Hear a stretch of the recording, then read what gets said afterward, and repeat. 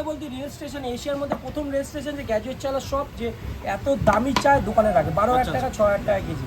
আমি বুকে heart block হয়ে যাবে। তো দাদা এই চাটা আমাদের কি চা খাওয়াবে বলো, এটা কি জিনিস? এটা যে মিনি মকটেল। আচ্ছা আচ্ছা, আর ভেতরে যেটা আছে এটা কি দই? কোনটা? এই যে এটা মিনি মকটেল স্প্রিংগেল, এটা 25 রুপিস।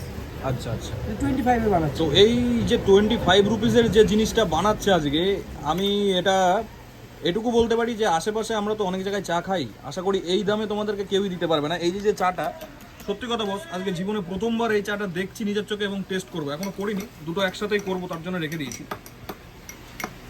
তো দাদা তোমার যে এই চাটা মিনি মকটেল, এটা দেখি গরম জল ইউজ করা হয় নাকি এটা ঠান্ডাই হবে? কোনটা? এটা না না, চাই ইউজ হবে, দেখো না।